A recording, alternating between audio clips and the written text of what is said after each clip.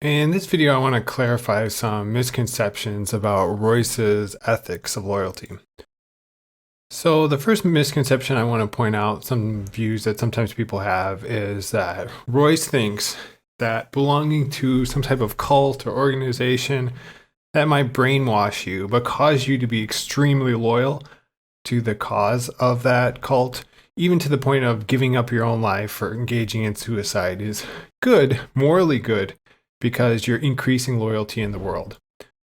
So there's many cases of this where individuals are involved in some cult and they've done various things that people would say is not morally good or is not beneficial for them. So the most extreme would be engaging in some kind of act of ritual suicide where all of the members of the cult kill themselves. Other individuals say, well, I was so committed to this cult that I couldn't actually escape in any way.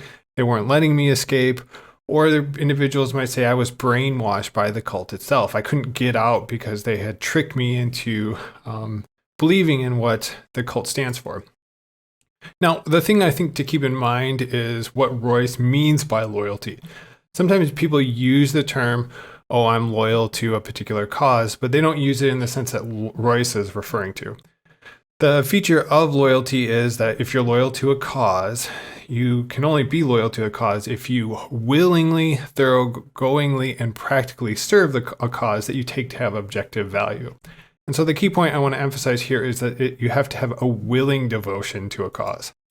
So let's go through some of these examples that people say, hey, these are not morally good or these are bad for the individual, and see if they fit Royce's definition.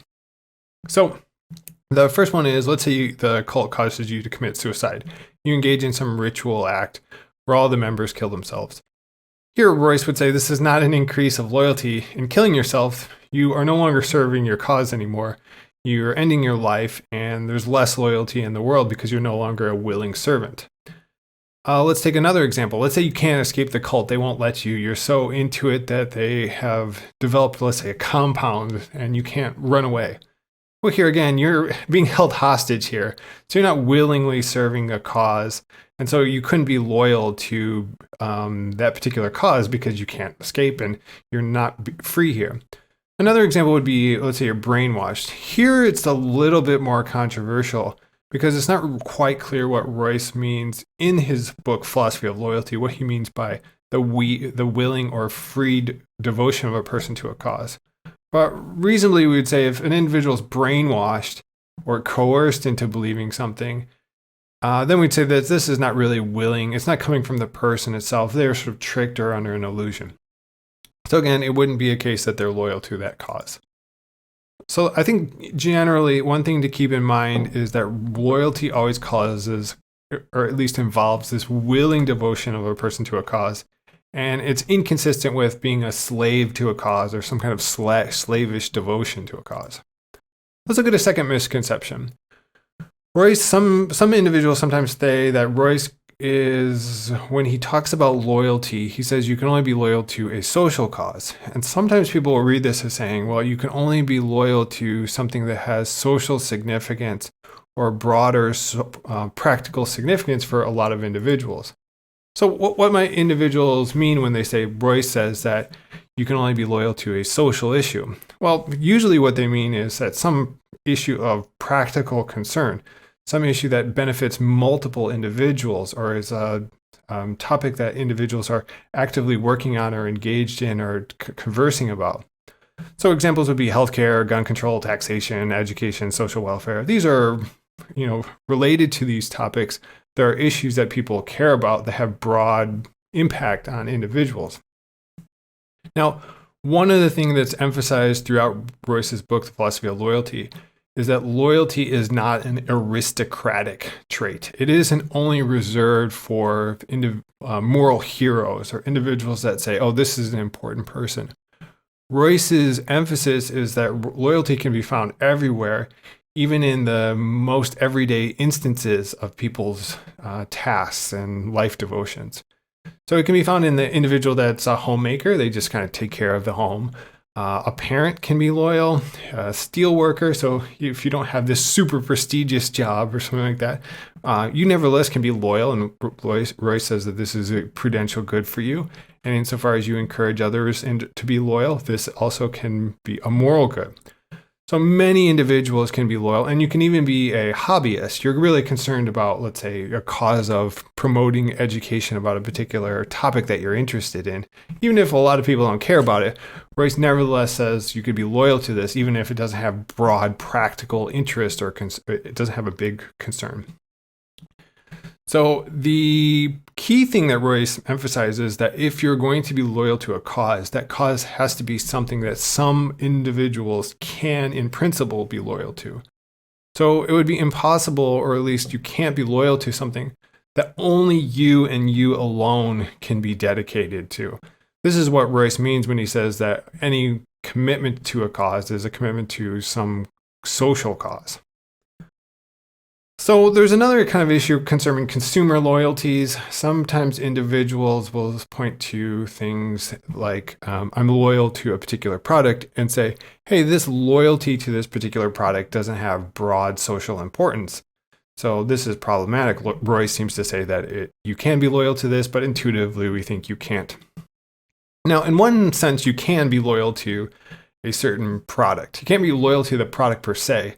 But let's say you think a particular product is beneficial. You think, this shampoo here, Johnson & Johnson baby shampoo, is a great shampoo for children or babies or people in general. Now, this, since it is a cause and since it has to be a social cause, other individuals have to, in principle, be capable of being loyal to it. But even if this particular cause doesn't have any broad practical importance, Royce would say you can still be loyal to this type of thing. But on the other hand, you might say, well, not all consumer loyalties are real loyalties in the Roycean sense. You can't be loyal to a thing. So I can't say I'm loyal to this particular product. That doesn't make any sense because all of Royce's loyalties are loyalties to a cause, not individuals or products or things.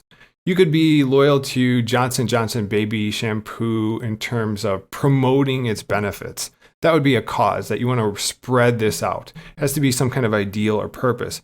But you can't be loyal to the thing itself because for Royce, this doesn't make any sense. All loyalties are to causes, purposes, or ideals. The other thing is that, remember the definition of loyalty. Loyalty involves a thoroughgoing commitment. And so if you say, oh, I'm loyal to this particular product, but by that you mean you just prefer it or you always buy it, this does not constitute thoroughgoingness.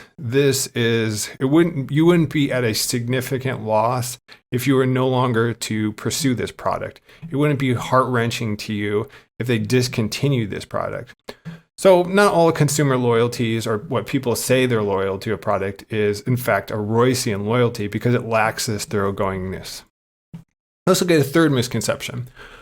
Royce sometimes is taken to think, or people interpret him as saying you can be loyal to hate groups, and being loyal to some kind of hate group or a group with an evil cause is a morally good thing, or at least morally permissible, because in being loyal to these hate groups, you are increasing the amount of loyalty in the world.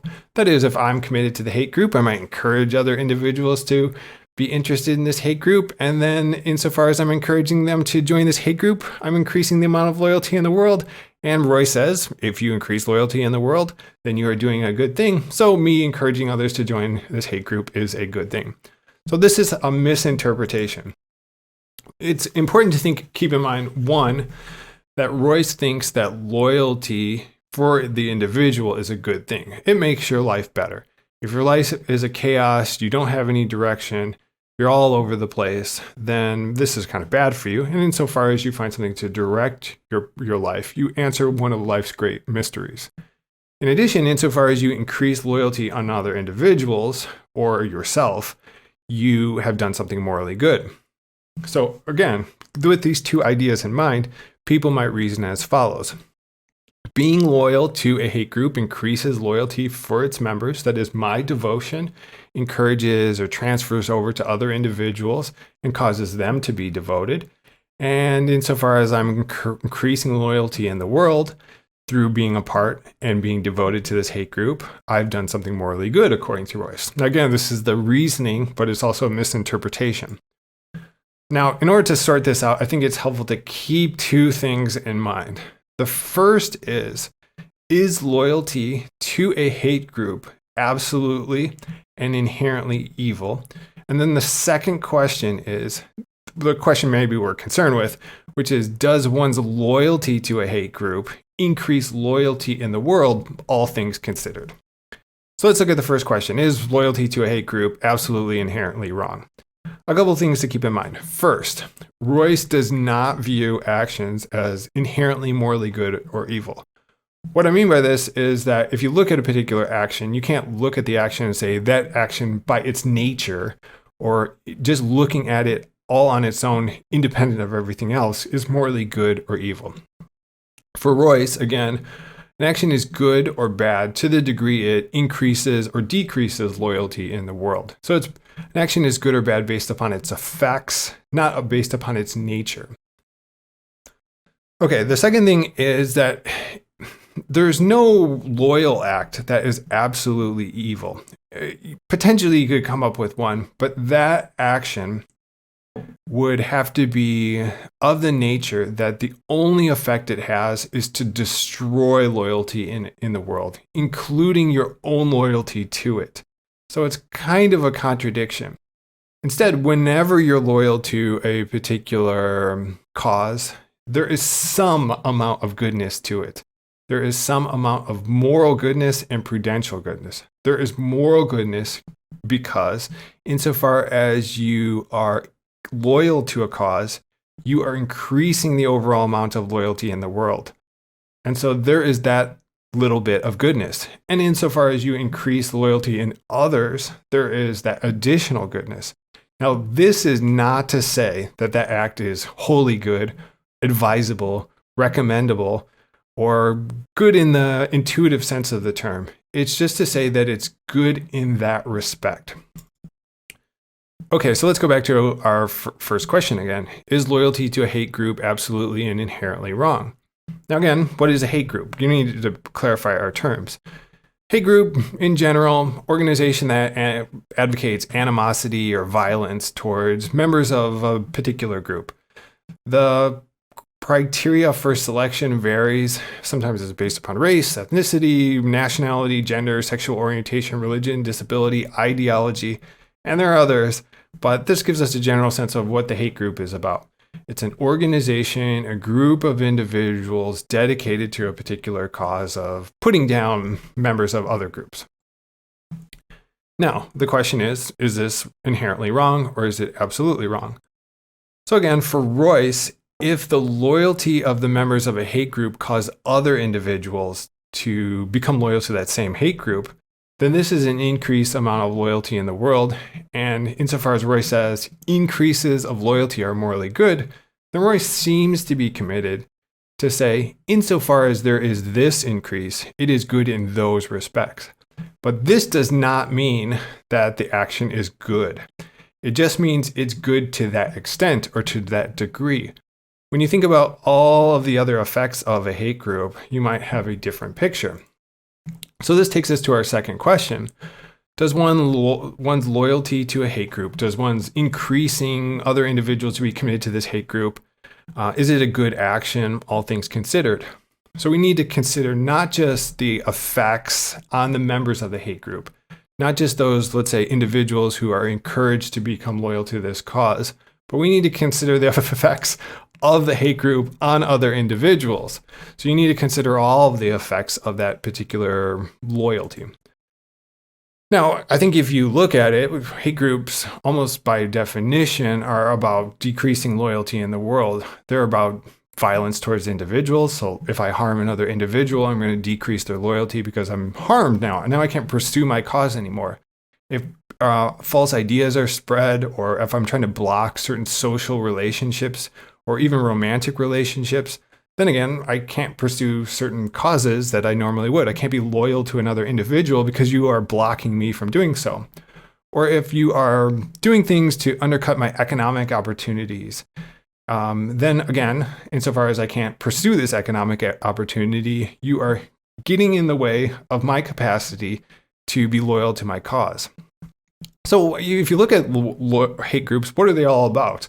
Well, a lot of that they're about is just destroying the loyalty of other individuals, so keeping them from pursuing the causes that they believe in.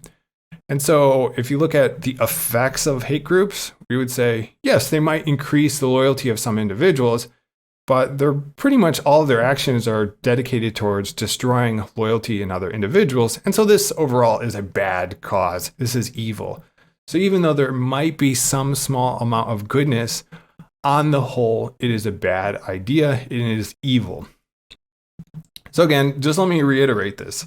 Royce's loyalty ethics, at least on its surface, does not imply that being loyal to a hate group is morally good. In fact, it seems to imply the exact opposite, is morally evil. Let's look at a fourth misconception. This one's a little bit different. It has to do with motivations for good and the evaluation of action. And so some individuals might say that an action is good, according to Royce, provided you are motivated to increase loyalty in the world. So provided you're motivated to increase loyalty in the world, then you have done something morally good. This is, again, incorrect. So again, this is a misconception. Royce does not say that if you are motivated to increase loyalty in the world, then your action is good. If you start a hate group and your intent is good, you have a good loyalty in mind or a good intent in mind, you say, I want to increase loyalty in the world, this does not make your action okay. For Royce, actions are evaluated from a moral point of view in terms of their effect. They don't take into account your moral motivation or the reason why you did it. So again, Royce does not say that if you are motivated to increase loyalty in the world, then your action is good. Moral motivations are not what makes an action good or bad. What makes an action good or bad is whether the act increases or decreases loyalty.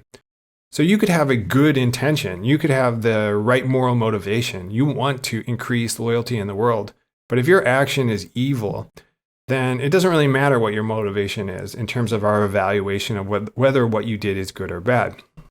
So a quick example, let's say you were going to start a hate group, but you had pure intent. You say this hate group is going to increase the overall amount of loyalty in the world. Well, we would still say it's wrong. Your action decreases loyalty in virtue of promoting this hate group, but we might not hold you morally responsible.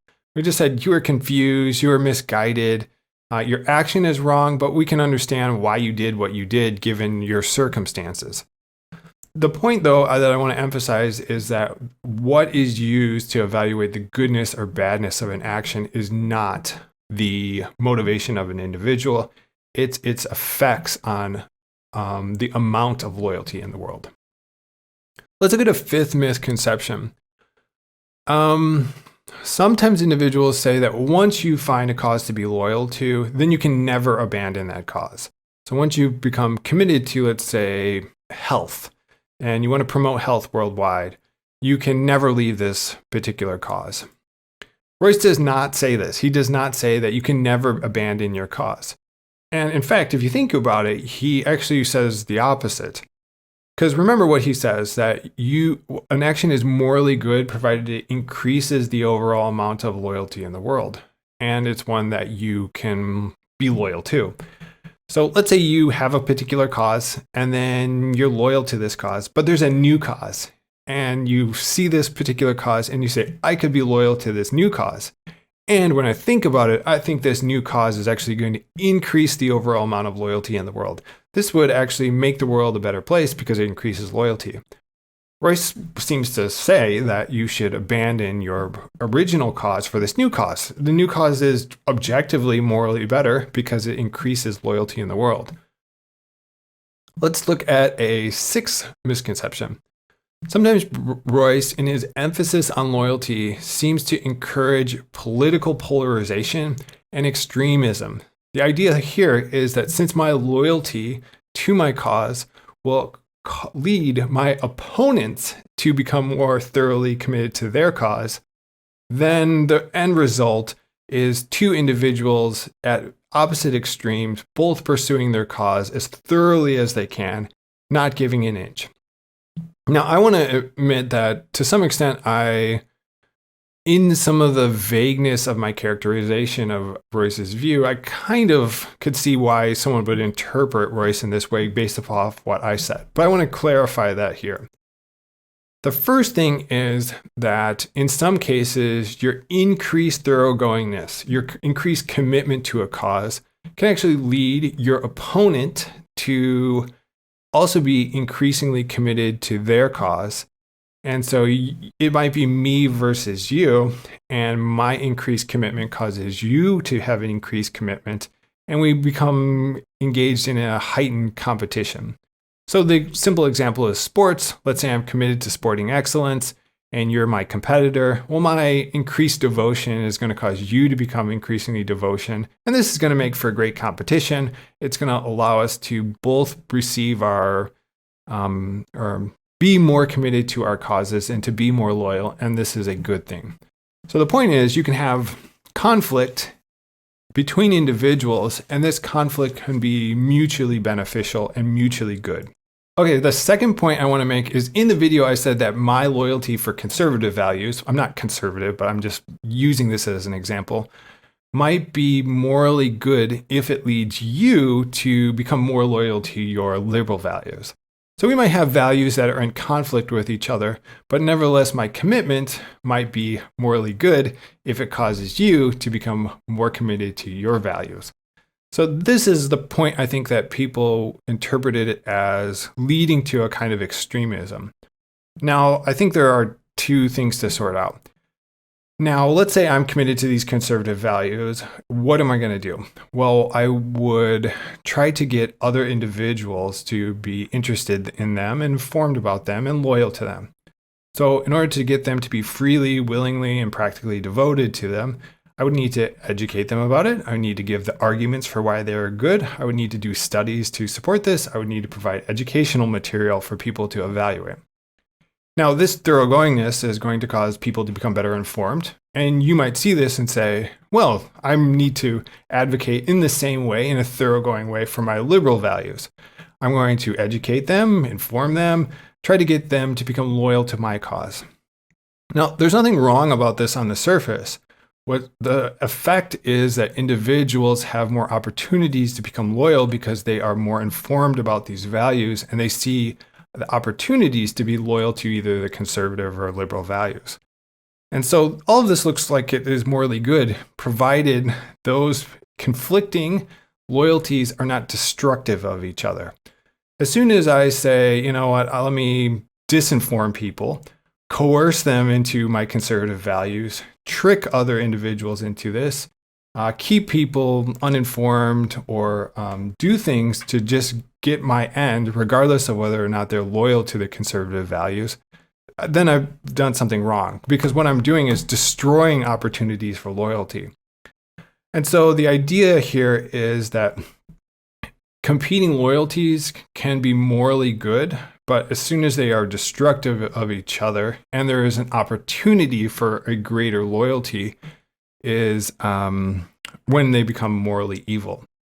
So let me give you one example. Let's say I'm super conservative and I'm committed to being an ethical agent, so I want to increase loyalty in the world. I don't increase loyalty in the world by manipulating people to my ends, because those individuals who are manipulated are not actually loyal. They're not freely committed to the cause. Let's say I come to an individual and we are friends and we just disagree upon politics. I'm conservative, they're liberal. Well, what we should do is, if we find ourselves to the point of some type of conflict, is to look for some type of synthesis of ideas. Try to find a way where our values overlap in some way and to minimize the conflict. Because as soon as the scenario becomes such that we become destructive of the other's loyalty, then we've done something morally wrong. All right, let's look at a seventh misconception. This one is that Royce thinks that we are motivated to do good or avoid evil solely because we are motivated to increase loyalty in the world. So this misconception centers around, what is my moral motivation to do good and what is my moral motivation to avoid evil? Some individuals might say, well, my moral motivation to do good, according to Royce, is to increase the overall amount of loyalty in the world. And my motivation to avoid evil is to not decrease the overall amount of loyalty in the world. It's important to make a distinction here because there is a confusion that's going on. There is a difference between why something is good, the reason it is good, or what makes that thing or action or event good, and why we do a good action, or what causes or leads us to do a good action, or what our motivation is for doing one morally good or bad action. These two things are not always the same. So let me be clear that Royce does not say you do good actions because you are motivated to increase loyalty in the world. I think that you could do this. This could be a possibility for you. But overall, this is not the reason why we engage in moral action. It isn't what we say to ourselves, I'm about to make a moral decision. I want to increase loyalty in the world. And so I'm going to do X rather than Y. I don't think majority of people behave like this, and I don't think it's an accurate representation of human psychology, and I think Royce would agree. And to make this point even clearer, our motivation to do a lot of actions is various. A lot of times, if we are actually recognizing a particular situation as a moral situation, we might actually say, I'm going to do action X instead of action Y. I'm going to do this other thing rather than this other thing because this one over here, action X, is good. I recognize it, something about it as being morally good. And I don't really know why it's good. I don't know what makes it good, but I just feel like it's good. So sometimes that's what guides our decision making. Other times we don't even have a moral motivation at all. We simply do it because we're conditioned to do it. So I might not lie because my parents tell me not to lie. Or I might simply just be mimicking the people around me in that the reason I have is not really thought of very much. I just kind of parrot the individuals around me. So let me give you an example, and I'm going to use an example from utilitarianism. Let's say Tech is a utilitarian and he's asked to harm another individual. So someone comes up to him and is like, hey, hurt this person. And Tech says, no, I'm not going to do that. I'm not going to hurt someone else. So why? Why did Tech decide not to hurt this other individual? Well, one of the reasons might be, Tech is just simply told not to harm people. He's told, don't harm people. And if you do harm people, we're going to be disappointed in you. So this is the motivation, the feeling or desire not to be looked at in a disapproving fashion that caused Tech to engage in this particular action. Now, if you're a utilitarian, though, the reason the action is wrong, the reason it is wrong to hurt this other individual is because it would increase the overall amount of pain in the world and decrease the overall amount of pleasure. That's what makes the action wrong. But the cause or motivation of Tech is different from that. Tech just wants to avoid disapproval, but that isn't what makes the action wrong, the disapproval. What makes it wrong is the decrease of the overall amount of happiness in the world. The same thing is true with Royce's ethics. Royce doesn't, at least as far as I can tell from at this point in his book on loyalty ethics, he doesn't actually specify what our moral motivation is or why we act the way that we do. Instead, he's giving a theory of what actually makes an action good or bad. What is the feature or characteristics that make a particular action morally good versus morally evil? In addition, he gives you reasons why you should accept his particular position. He says these are the reasons why an increase of morality in the world is a good thing and a decrease is a bad thing. So just to give a parallel example, let's say Tech is asked to physically harm someone. Again, he declines. He declines because the reason or the cause is because he doesn't want to disappoint his parents. But again, this feeling or motivation not to disappoint isn't what makes the action wrong.